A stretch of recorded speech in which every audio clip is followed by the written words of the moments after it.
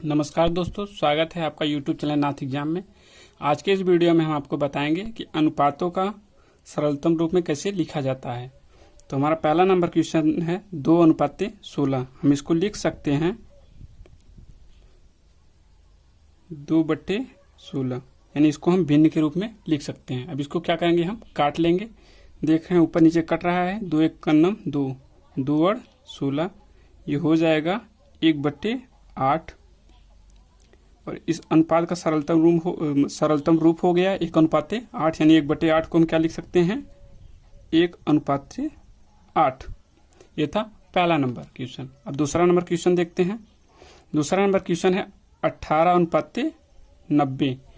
इसको लिख सकते हैं हम भिन्न रूप में 18/90। अब हम इसको काटते हैं।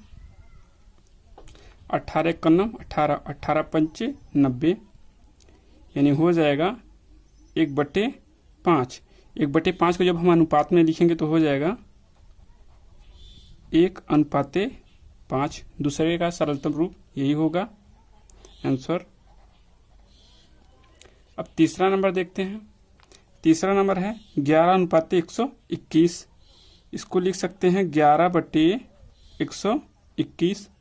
ऊपर नीचे काटते हैं। 11 1 कन्नम 11, 11 11 में 121 हो जाएगा 1/11।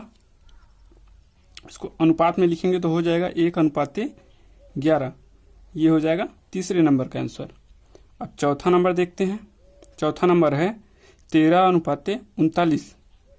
इसको भिन्न के रूप में लिखेंगे तो भिन्न के रूप में लिखेंगे 13/39। अब काटते हैं। 13 1 कन्नम 13 और 13 तिया 39 हो जाएगा 1/3। अब इसको अनुपात रूप में लिखें तो हो जाएगा 1:3।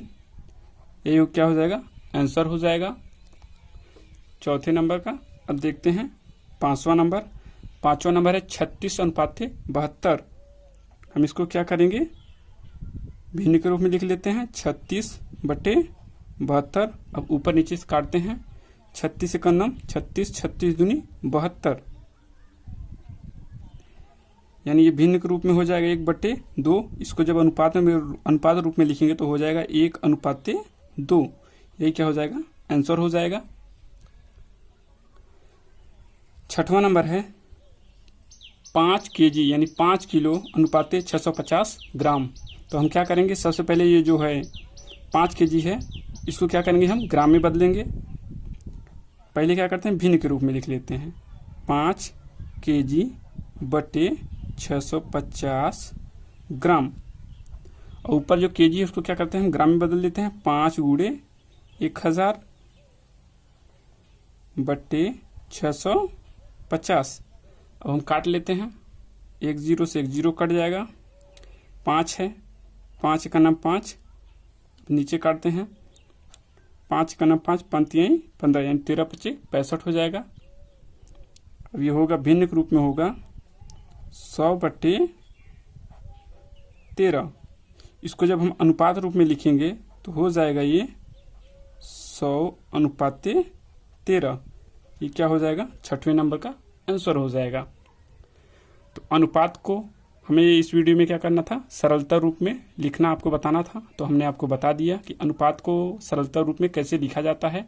उसको काट के हमें क्या करना था, सबसे छोटा करना था। तो हमने काट के छोटा कर दिया। आप सबको समझ में आया होगा कि अनुपात को सरलता रूप में कैसे लिखा जाता है। तो आप सब कमेंट बॉक्स में अपनी राय दीजिएगा। जैसा भी होगा हम फिर मिलेंगे आप सबसे एक नए वीडियो में। तब तक के लिए नमस्कार।